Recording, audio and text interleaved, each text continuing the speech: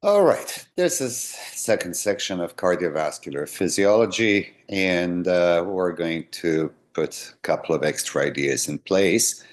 So the diagram is just to kind of give us the idea as what would be the main topic that we would have to talk about. Well, firstly, let's take a look at this diagram, but from totally different perspective compared to what we used it so far. We're talking about average human person who would have about 5 liters of blood, which is circulating through a system of arteries, arterioles, capillaries, venules, and veins, of course. And some of that blood is going to be also allocated within the heart. So if we're looking into the entire volume of about 5 liters of blood, it's interesting to say that about 60% of the blood is contained within veins of systemic circulation. About 12% of circulating blood is contained within the pulmonary blood vessels. Then we have about 8% of blood within heart's chambers, atria, and ventricle, and about 15% of blood being contained within arteries and arterioles. So basically, this sum of previously mentioned compartments where the blood is located sums up to 95%, which makes it almost like unbelievable that remaining 5% of blood is to be found within capillaries. So 5% of about 5 liters, guys, that's about 250 milliliters of blood, which has to be spread into what is estimated to be overall length of about 300,000 kilometers, a length of capillaries and capillary bed, which makes it almost like unbelievable number. And that is practically the purpose of cardiovascular system, which needs to push blood through arteries, arterioles, capillaries, venules, and veins to deliver oxygen and nutrients to tissue, to collect carbon dioxide and waste products away from tissue, and to safely dispose it in a number of different forms, whether it's through respiration or through urinary system, etc. So in a cardiovascular physiology, obviously, we're going to focus a little bit more on how does it work. And the first big step that you and I have to make together is to talk a little bit about what is cardiac output. Well, if you would be asked to define what the cardiac output is, I'm sure that you would say, without much of a time spent for thinking, that it should be some form of blood volume that is pumped out of the heart chambers per unit of time. And you would be pretty much right on where you need to be. So, what defines, with a little bit more precision, what the cardiac output is? It is stroke volume, that is, amount of blood which is pushed out of ventricles times heart rate, number of heartbeats per minute. If you remember, in a previous section towards the end, we were talking about volume of blood on one of the diagrams, where we were using numbers of 130 milliliters of blood filling up the ventricles at the beginning of ventricular systole. And we know that this volume would be end diastolic volume versus a little bit of residual blood that stays in the ventricle after ventricular systole was completed, and that would be the end systolic volume. So the difference between end diastolic and end systolic volume is actually what defines the stroke volume. So 130 minus 60 equals 70 milliliters of blood being our stroke volume. So the heart rate, and I'm sure that you know, it is also quite variable because as we sit and rest, number of beats per minute is 60, 70, or perhaps even 80. But when we do some form of exercise, the number of heartbeats goes up to 90, 100, or above 100 beats per minute. And obviously, that number of beats per minute is going to be defining and determining the cardiac output. It changes. It has to change because otherwise it would be very stationary, and there will be lots of moments in our life when the cardiovascular system is simply unable to meet our metabolic demand. So let's play with these numbers, and we know that stroke volume, we calculated it to be 70 milliliters of blood, 130 mils, and diastolic volume minus 60 milliliters, and systolic volume, and times, let's say, average of 70 beats per minute. So 70 milliliters of blood times 70 beats per minute gives us about 5 liters of blood per minute is pumped out of the heart's chambers. So back to where we started today's discussion, we have about 5 liters of circulating blood in an average healthy adult person. So, and the heart on average is able to move these 5 liters of most precious fluid through its chambers and distribute it evenly throughout the body. The cardiac output, as I already hinted, cannot be fixed and steady. It changes on the basis of our metabolic needs. Certainly during the rest, it could go even lower. But during some form of physical exercise, whether it's mild to moderate or moderate to severe, basically the cardiac output will go up. If we're doing the mild exercise, stroke volume goes up to about 100 milliliters. Now you have to answer one question. Where is this number coming from? Just keep in mind. And diastolic volume minus and systolic volume. So that is the stroke volume. So in this case, it means that we're going to have just remaining 30 milliliters of blood within ventricles at the end of ventricular systole.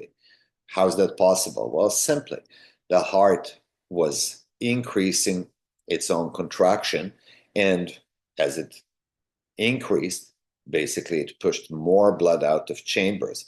So we're now dipping into some form of reserve, and obviously that end systolic volume is the one which we can easily manipulate and keep pushing it into circulation on the basis of our needs. So that is where number 100 milliliters comes from. Times, let's say, mild exercise, heart beats 100 times per minute, so 100 mils times 100 beats, it is approximately 10 liters of blood being pushed through the heart every minute.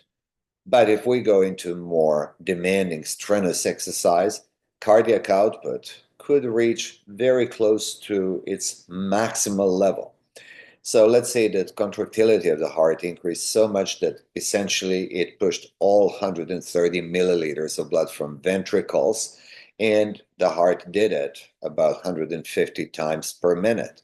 So when you multiply these numbers, basically we're getting about 20,000 milliliters or 20 liters of blood per minute being circulated through the heart's chambers.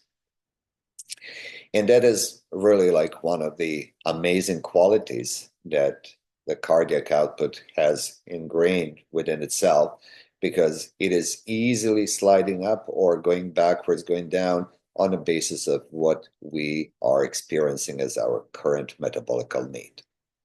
So that essentially entails our cardiac reserve, which equals really maximal cardiac output at the level of intense exercises. So that's about 20 liters minus cardiac output at rest, which we know is about 5 liters of blood. So basically that gives us immediate ratio that average person cardiac reserve is at least 4 to possibly even 5 times the cardiac output at rest. Okay, so I hope that this wasn't complicated or difficult to understand how it works and how important it is. So let's move on to another important factor, which is the regulation of stroke volume.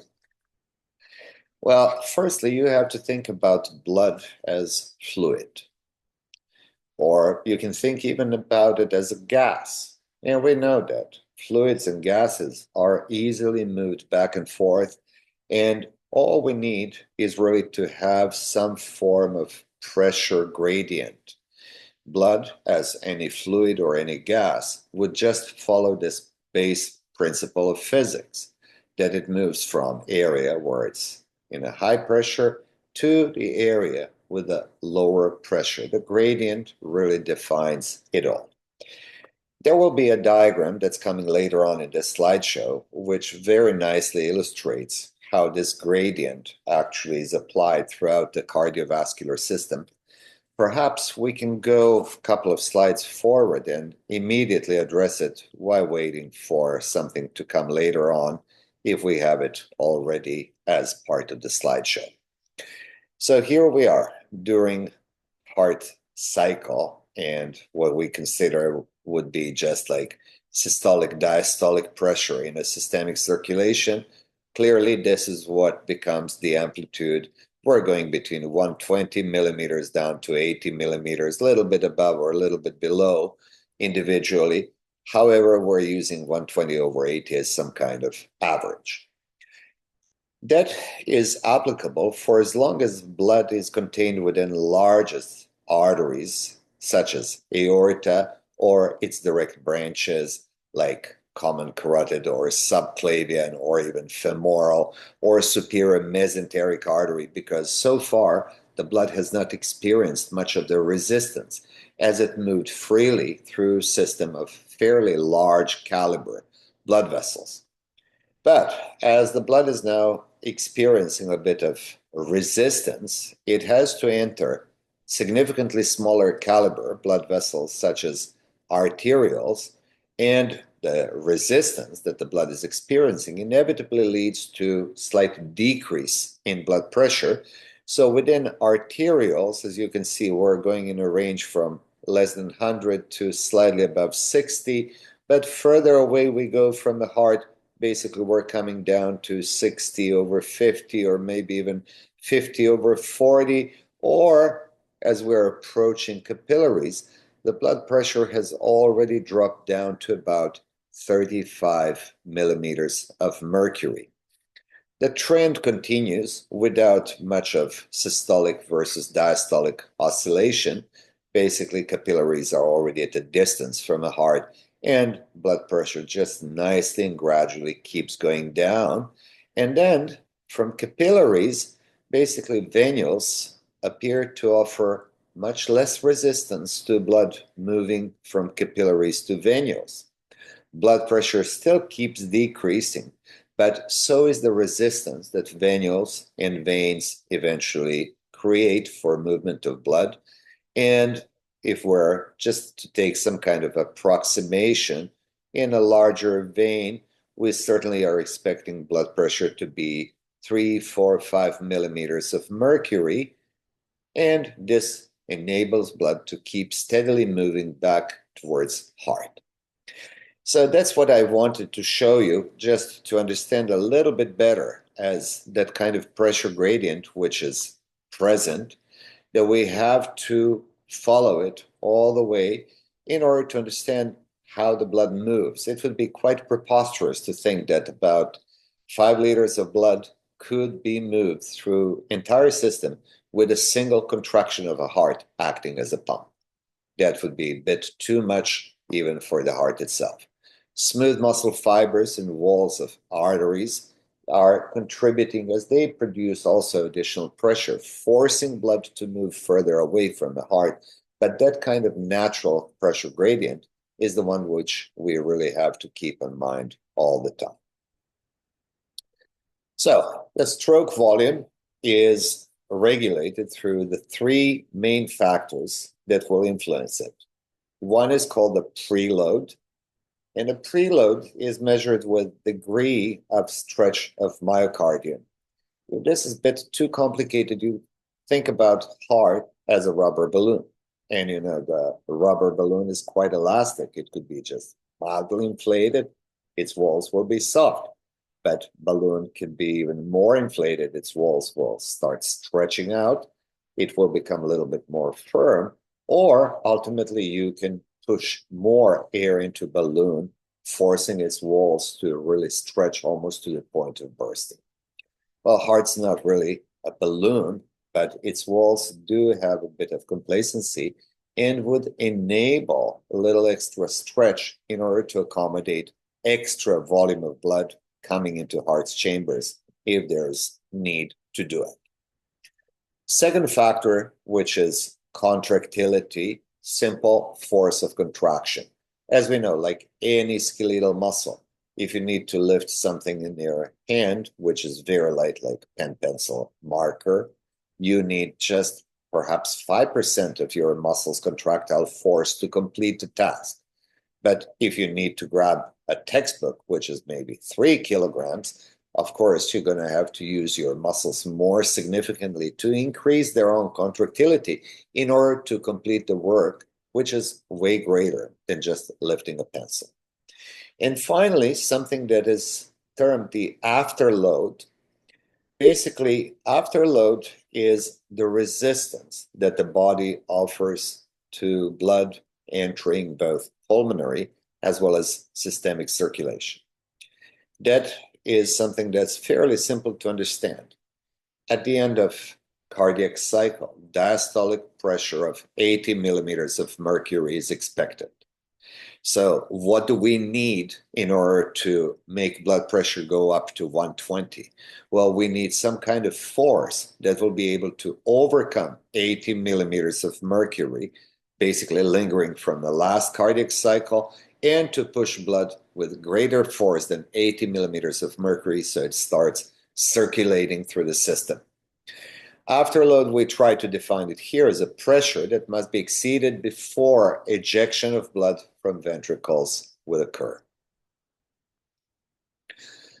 Preload. Basically, the preload is the basic that Frank's starting law incorporated. Take a look at the bottom line of the screen. Frank's starting law actually equalizes the output between the right and left ventricles. And it makes perfect sense because we know that we have an enclosed system of 5 liters of blood, and it has to be moved in unison through both pulmonary as well as systemic circulation. As the blood comes into right versus left atrium and then moves to right ventricle versus left ventricle, we're still talking about same 5 liters of blood which have to be now passed easily and evenly through the heart's chambers. We cannot have a system which, let's say, one side of the heart, whether it's right or left, starts lagging compared to the other side of the heart. If that happens, we are very close to the heart's failure, which is its inability to pump sufficient amount of blood, whether it is into pulmonary or into systemic circulation. Basically, Frank's starting law states that more stretch applied to the myocardium will result in a stronger contraction. That is the basics of the Frank-Starling law. And the preload is primarily influenced by 2 factors. One is the length of ventricular diastole, and the other one is volume of venous blood returning to the heart. So if you go back to part 1, and when we talked about the length of different stages of the cardiac cycle, atrial systole 0.1, ventricular systole 0.3, and then relaxation period being the 0.4 of second, basically that is what we're talking about. The length of ventricular diastole is greatly affecting the heart. So what happens during those 0.4 seconds? Volume of blood coming into heart starts filling up chambers, atria, which then in turn add through their contraction more volume of blood to go into ventricles, and then ventricular systole kicks in and the ejection phase starts. Should we have less time between 2 consecutive ventricular systole, what would happen? Basically, by having less time available, that means that a little bit less blood is going to be coming into ventricles. So how do we compensate this? Well, we're going to compensate it through increased number of heartbeats. So that is why it's important, and it's imperative for you to understand the cardiac output, how it works. Volume of blood within ventricles could go up and down depending on the venous return. So the heart rate will also go up and down in order to match and to be perfect fit for our current metabolic needs. So if we're making the time between two consecutive ventricular systoles or between two consecutive heart cycles, let's put it like this. Someone who is doing extremely strenuous physical exercise is currently having heart rate at 180 beats per minute, which means single cardiac cycle lasts for about 0.3 of a second. What does it mean? Atrial systole lasts shorter than 0.1. Ventricular systole lasts also much shorter than 0.3 seconds. And ventricular relaxation is also heavily reduced. It cannot be 0.4 any longer. So we have way less time, less blood keeps coming into ventricles, but basically the cardiac output regulates it by increasing number of heartbeats. Venous return to the heart is also, for average adult healthy person at rest, quite steady. There would be no overstretch of any of the heart's chambers. However, during a number of different activities, which could be purely physical exercise, such as running or doing some kind of, let's say, more physically demanding labor, basically our muscles will keep pushing more venous blood out of muscles into direction of regional larger veins. That blood's going to have to keep coming back to heart. That will inevitably lead to a bit of stretch of myocardial wall. And as a result of its stretch, we go back to first sentence. More stretch will result in a stronger contraction. So, in other words, we're going to see our stroke volume not being 70 milliliters any longer. Stronger contraction will make it 80 or 85 or maybe even 110 milliliters of mercury. It all depends on what kind of physical activity we're pursuing.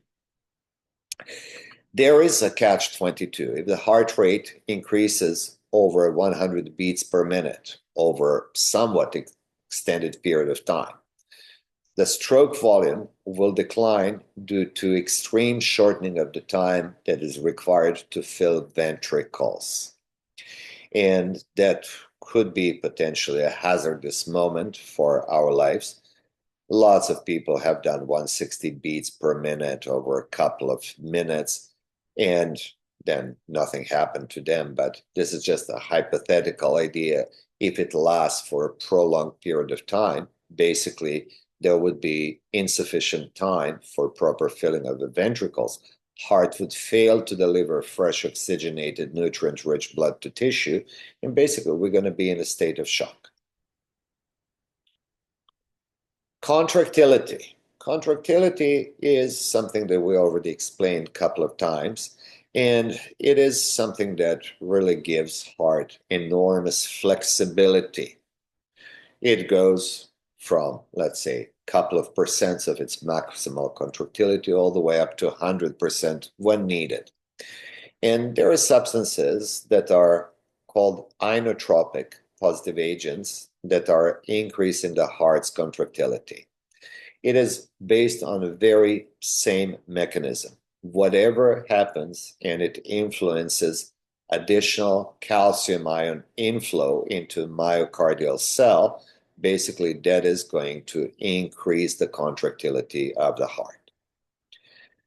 Calcium comes from reticulum, and that is something that you can easily imagine, as if you go back to previous section 5 of physiology, where we talked about plateau in action potential of the cardiac muscle. It is due to increased calcium inflow. Should we make it even greater, basically it will increase the contractility of myocardial cells. Inotropic agents could be either positive or negative. So the positive inotropic action is most frequently observed in a healthy body during sympathetic stimulation. Autonomic nervous system, through its own terminal fibers and cardiac plexus, influences sinoatrial node to start producing increased number of beats per minute, but at the same time it also stimulates myocardium for a little bit more increased contraction. Similar effect would have increased volume and increased percentage or concentration of hormones produced by adrenal gland, norepinephrine and epinephrine. And from a pharmaceutical point of view, use of drugs that are called the digitalis class prescription drugs, they do have the same effect. They increase the quality of contraction of the myocardium. Certainly, the negative inotropic agents are also present naturally. It is the parasympathetic system which opposes the sympathetics, but also substances or conditions that we can explore or experience during the lifetime, such as insufficient respiration leading to anoxia, less than what is needed to have fresh oxygen circulating in the blood, problems with the pH balance, acidosis, general anesthesia is also considered to be a bit of negative inotropic agent, and also very high concentration of potassium ions in interstitial fluids, which would start affecting heart's ability to go through depolarization and repolarization, which is based on outflow of potassium from heart cells into interstitial fluid. So if too much of the potassium is present in interstitial fluid, we're going to mess up the gradient, and of course potassium would be moving out of cells with lots of difficulties. And also use of certain prescription drugs that are named calcium blockers. Of course, they look for reducing amount of calcium to be released from sarcoplasmic reticulum, therefore decreasing the contractility. Finally, third component, and we know that it's an afterload. Afterload is interesting because it's really like natural resistance that we have to experience as the blood goes from larger arteries into smaller arteries and then even smaller arterioles. That kind of natural increase in tissue resistance is the greatest component of afterload. So we try to define it as resistance to movement of blood from heart's ventricles into pulmonary and systemic circulation. In a healthy person, it looks like this. A right ventricle at the end of its diastole basically has to produce a force of contraction that exceeds the pressure of 8 millimeters of mercury. That is the diastolic pressure within the pulmonary trunk and pulmonary arteries. In a systemic circulation, left ventricle has to do significantly more excessive work because it has to exceed the pressure of 80 millimeters of mercury. That is the diastolic pressure within aorta and larger arteries stemming directly from the aorta. Ventricular contraction that's required to overcome this resistance is the one which is needed first to forcefully open aortic and pulmonary semilunar valves. Because you remember what they have done. They prevented backward flow of blood from pulmonary trunk and aorta into right-left ventricle, respectively. Blood tried to go back, but forced the semilunar valves to close, and reverse movement of blood is not noted. But at the beginning of next ventricular systole, we know that we already have blood in the system and we have to overcome its resistance, and that is what afterload essentially is. Increase in afterload could be problematic for people who are having one of the most common conditions that humanity worldwide is experiencing: hypertension, high blood pressure. So just put it in any kind of numeric proportion. If the normal blood pressure is 80 millimeters mercury diastolic, a person who is hypertensive will have, instead of 80, 90 millimeters of mercury. So that person's heart will have to overcome 90 millimeters of mercury resistance before blood could be pushed into aorta. So think about it as heart being placed on some kind of constant treadmill, and that's why hypertension is considered to be a significant health risk for people, especially if it's left untreated and neglected for years.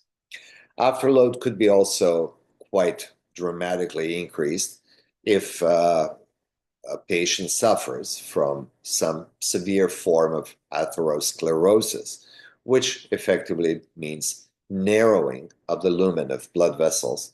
Certainly, the moment you narrow the pipeline, basically you're going to have to reduce the flow through it. And if the flow cannot be reduced, it can only come at the expense of a heart, which has to increase its contractility in order to maintain the work, which is considered to be the minimum at that time. So we have here same diagram that we used before, and I really have no need for us to go once again through a cardiac cycle. You can do it on your own. It's meant to be here just to kind of visually give you a little bit of a break from slides with only text. You have here something to just quickly recap, refresh the memory, and move on. The heart rate and its regulation is also interesting and important thing for us. Just think for a moment, if you are, let's say, sitting in your room and then you hear some kind of loud bang or some kind of explosion, you're going to jump right away because that's going to be your most natural response to something that you did not expect it, and something that triggered a little bit of unknown and fear in you. What's happening? Momentarily, your heart rate goes up by 5 to 10 beats per minute. Normal reaction. So just environmental stress will have its effect. That is really like what is meant here on this slide, that we have from higher brain centers, whether it's cerebral cortex or from some other parts such as the limbic system and the hypothalamus. Basically, signals could be diverted further down into brainstem, into medulla oblongata, and stimulating those cardiovascular centers in medulla oblongata, we actually exert the desired effect, and we change the heart rate. Normally, there will be a large number of receptors that could be a bit more accurate, so to say, and they're less prone to some kind of individual interpretation. Basically, they're operating at the subconscious level. Like proprioceptors, we know what they do. They monitor movements, or chemoreceptors, which are practically monitoring chemistry of blood, primarily being focused on pH values. And then there are third category of receptors, baroreceptors, which respond to changes in blood pressure.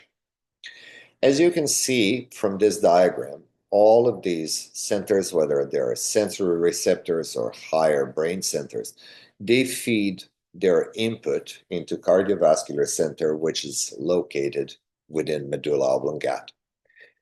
Medulla sends out motor fibers, usually through its sympathetic and parasympathetic division, which generates output that affects the heart. Cardiac accelerator nerves are branches of the sympathetic division. They increase frequency of cardiac action, increased rate of spontaneous depolarization in the sinoatrial as well as atrioventricular node, leading to increased heart rate, and also sympathetic stimulation increases contractility of both atria and ventricles. Therefore, it is increase in the stroke volume. So two components are immediately pushed up, not only number of heartbeats, but also contractility, which directly affects the cardiac output. If the cardiovascular center in medulla sends signals that are to be sent through parasympathetic division, cranial nerve number 10, vagus and its branches, basically it's going to have the opposite effect on the heart compared to sympathetics. Decreased rate of spontaneous depolarization in SA as well as AV node, and the heart rate will start decreasing. As a result of decreased heart rate, of course, decreased cardiac output is expected. We've been here, we already know what this diagram actually represents to us, and this is what we might want to address again. This diagram is typically used when we are trying to define where the lymph comes from and what exactly is the lymph. But this time we're just going to focus on very important component of the cardiovascular system, the capillary bed, handling about 250 milliliters of blood in an area which is practically impossible to measure.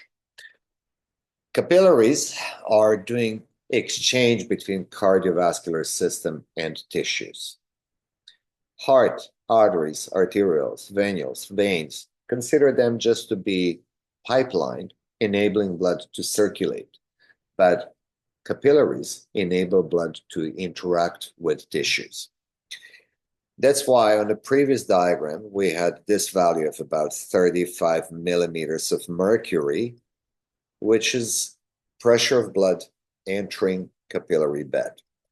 Further away the blood goes from arterial end of capillary bed towards venous end of a capillary bed, you notice that additional drop in the blood pressure is experienced from 35 down to 16.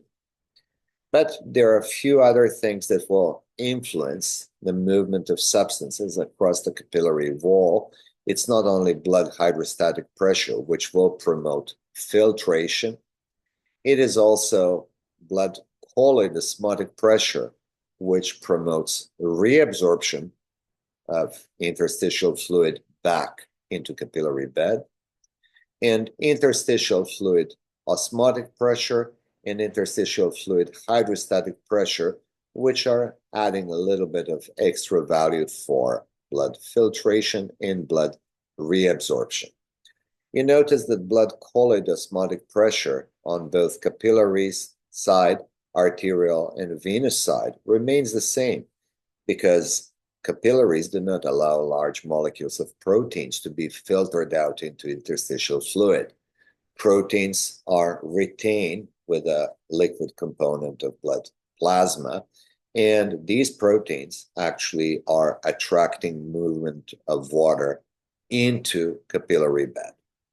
So we're going to come to this. However, when we take all the factors into consideration and we add all the factors promoting filtration and subtract all the factors promoting reabsorption, basically we're coming with a little discrepancy that we're seeing here. Net filtration at the arterial end of capillaries amounts to about 20 liters per day. Net reabsorption at the venous end of capillaries amounts to about 17 liters per day. So clearly, we have a bit of a difference, and that kind of difference is really not fluid that will be retained within tissue, but rather will be drained away from the tissue, but this time using lymphatic capillaries and lymphatic vessels. Otherwise, without lymphatics, we would have a very difficult situation where definitely a buildup of fluid in any tissue would become our greatest concern and greatest problem that we would not be able to resolve on our own. And thankfully, lymphatics are serving as the drainage channel. They remove surplus of fluid, and later on, larger lymphatic capillaries simply merge with large systemic veins, so lymph and blood are mixed together again. Few more words about hemodynamics. And of course, blood flow is mostly affected by two different factors.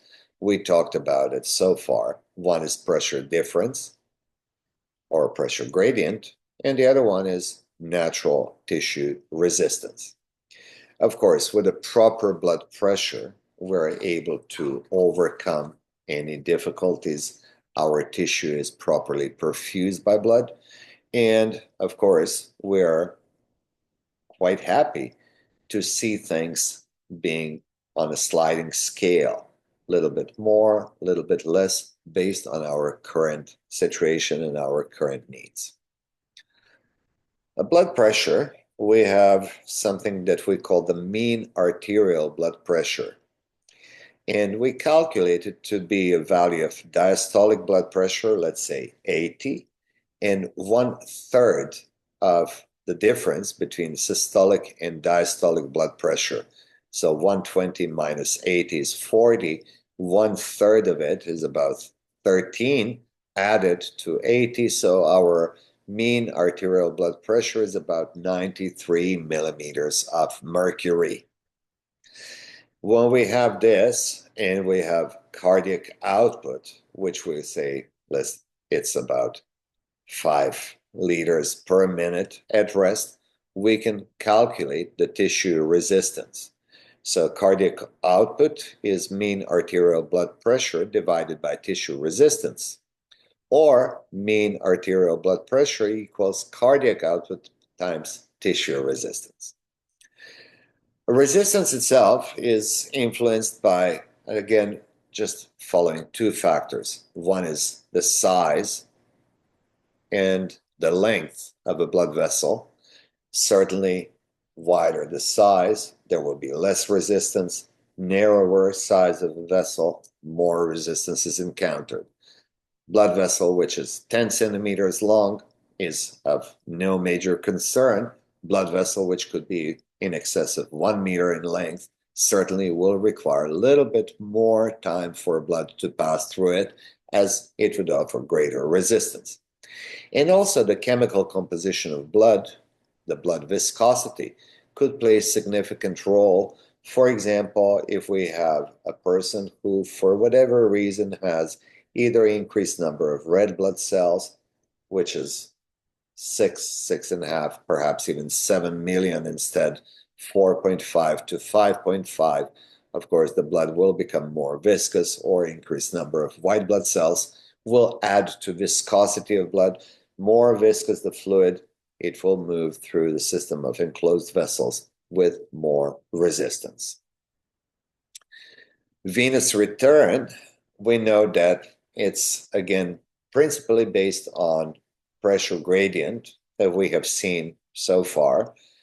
Even if we go all the way back to the right atrium, we can say that within a right atrium, pressure is somewhere between 0 to 1 millimeter of mercury.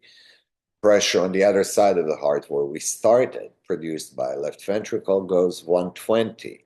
And during diastole, it falls down to 80, still offering us huge gradient, and blood continuously keeps moving. We also have two different accessory structures that we consider the muscle pump, increase in the venous return. So any of the deep veins that are situated between muscles that are contracting periodically or regularly, these muscles will compress externally the veins and will push blood in direction towards heart. A respiratory pump is interesting because it is a little bit of known, but not necessarily seen through this form of observation. When the diaphragm is contracting in order to facilitate next inspiratory effort, we know that intrathoracic pressure keeps coming down. It indirectly affects the heart, practically stretching its walls due to this some kind of subatmospheric pressure. And the respiration itself also creates a moment which facilitates return of venous blood into heart, both on the right as well as on the left side. And finally, another factor affecting blood movement is speed of blood flow. It is directly dependent on blood vessels and their diameter or caliber. Certainly, it's not all about controlling cardiac output and, let's say, cardiac contractility and heart rate. Control of blood pressure and blood flow is another thing that is really important to be understood and to have some form of information available before we complete this section of physiology. We monitor a number of conditions, and we know that conditions that are monitored are homeostatic values. And certainly, whatever we monitor, we also have tools how to correct it and bring it back to expected and preferred window. So first thing that controls blood pressure are baroreceptors. Where are they? They're located in a carotid sinus, so at the site of bifurcation of common carotid artery into external and internal. And basically, they respond to eventual stretch of the carotid sinus. Higher pressure, sinus more stretched. Pressure goes down, sinus is less stretched. Same baroreceptors are found within arch of the aorta. And the only difference is that we collect from carotid sinus using glossopharyngeal nerve, cranial nerve 9. However, cranial nerve 10 is going to be responsible to collect these signals from aortic arch. They are definitely like most influential to determine whether blood pressure has gone up or down or remained more or less normal. Chemoreceptors are interesting because they monitor the chemical composition of blood. Carotid and aortic bodies are acting as the chemoreceptors as they monitor the concentration of carbon dioxide and oxygen, and also the pH value of blood, which is measured through presence of hydrogen ions. Certain hormones in the body are also capable of adding a little bit of extra control onto blood pressure and blood flow, but blood pressure primarily. And it is the renin, angiotensin, aldosterone system. Basically, hormones in this system will result in a number of different activities that will result in, as you can see from the screen, additional secretion of aldosterone that increases the reabsorption of sodium and will increase the reabsorption of water in kidneys. So this is just to illustrate if someone's blood pressure goes up temporarily, let's say just like consuming 5-6 slices of watermelon during the summer. We know it's lots of water, and that water becomes very quickly absorbed from the digestive tube and it enters the cardiovascular system. Now, we don't have 5 liters, we have perhaps 5.5 liters of fluid. Clearly, we have a bit of surplus. That half a liter of fluid is immediately increasing the blood pressure. So how are we going to get rid of it? By activating renin, angiotensin, aldosterone system. So we're going to have increased secretion of water through the kidneys. And as a result of that kind of excess water being removed from the system, blood pressure will keep coming down to its normal values. Other hormones such as epinephrine and norepinephrine also could be quite instrumental as they increase the heart rate, increase the heart's contractility, and their presence is essentially like aiming towards making the blood pressure go up. It does it through vasoconstriction. Peripheral blood vessels of organs that are not necessarily in use could go into extreme vasoconstriction. so that the blood is pushed into organs that currently have increased need for blood, like muscles, for example, if we are to run because something horrible happened in our vicinity and we want to run away and seek refuge. And of course, vasodilation could be later on in scenario, depending on what do we do. Vasodilation definitely has to affect cardiac blood vessels to increase perfusion of blood into myocardium, and skeletal muscles that definitely will have to consume more ingredients, more oxygen, and more nutrients than during rest. Antidiuretic hormone, which is also known as the vasopressin, causes vasoconstriction, and you realize ADH stands for antidiuretic, the hormone which opposes diuresis, formation of urine. So through vasoconstriction, it will reduce blood flow through the kidney, and indirectly, kidneys will be releasing less urine. Finally, a hormone that is released by heart's atria, atrial natriuretic peptide, causing vasodilation, and it is promoting loss of salt. And as the sodium becomes eliminated, water follows. Obviously, it is aiming to lower blood pressure. Finally, and in conclusion of this recording, we have to say a few words about shock, because the word is quite frequently used, and sometimes with good explanations, sometimes with inappropriate use of it. But let's see from a medical perspective what the shock is. The shock is failure of the cardiovascular system to deliver both oxygenated blood as well as nutrients or minerals or anything else distributed by blood to tissue. So failure of the cardiovascular system equals shock. It's not always the same type. It could be, for example, hypovolemic shock, as if a person was injured, and due to this kind of excess injury, a person has lost significant amount of blood, let's say perhaps over 1 liter, which reduces the volume from 5 to 4. And obviously, 4 liters of circulating blood are not as good as 5 liters. Clearly, we have to kind of very economically use the remaining blood, and that is why it's called a hypovolemic blood. Certainly, it becomes more and more difficult if the blood loss comes closer to 2 liters or over 2 liters. Basically, it might be a shock which is almost like making irreparable damage. Cardiogenic shock is failure of the heart, as in a massive heart attack. Basically, as the heart attack happens, part of the myocardium is unable to contract any longer. Basically, it is a reducing ability of ventricular myocardium to contract and to push blood from ventricle into pulmonary trunk or aorta. As a result of insufficient amount of blood pushed into pulmonary or systemic circulation, the tissue starts suffering, and that is the most common reason for which why people died as a consequence of massive heart attack.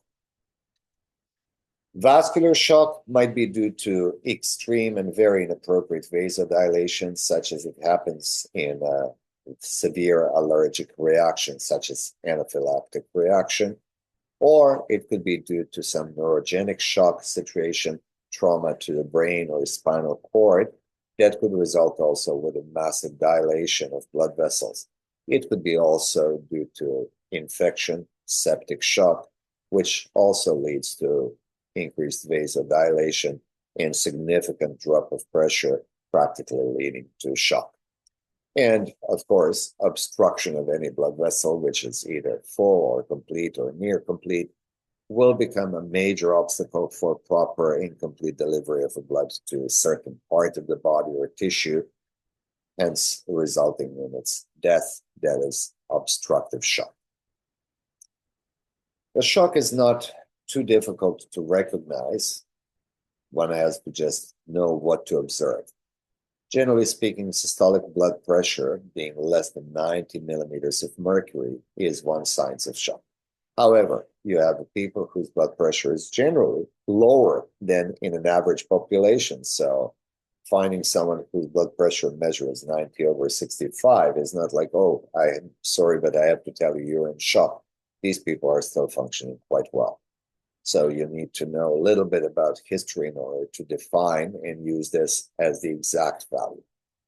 Pulse becomes quite weak, difficult to palpate, and certainly whether you're touching a radial artery or over carotid, you feel that the pulse is faster than it should be.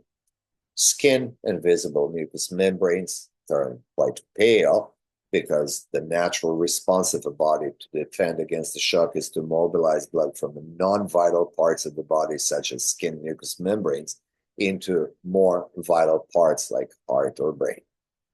And altered mental state is certainly something that comes as a direct consequence of insufficient blood flow through the brain. The responses to shock could be different, and here is just a list of things that are responding to shock almost momentarily.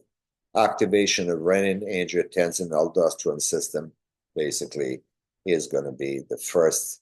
However, it's a hormonal system and it cannot have immediate effect. Increased secretion of antidiuretic hormone, again, something that cannot be used momentarily to remedy.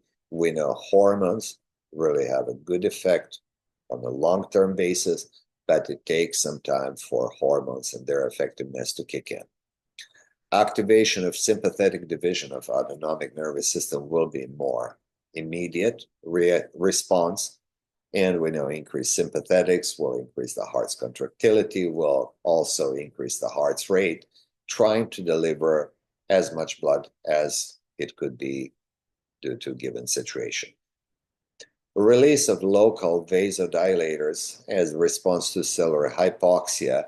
Unfortunately, this could have a negative effect as local vasodilation might further lower blood pressure. So here we are at the end of this slideshow and the end of cardiovascular system physiology.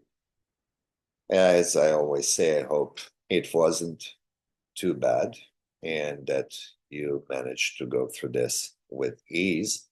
So we will continue with more anatomy and physiology videos to be posted. I believe that the next one will be about digestive system, so stay tuned until you see some new addition. Until then, be well and enjoy the life as much as you can.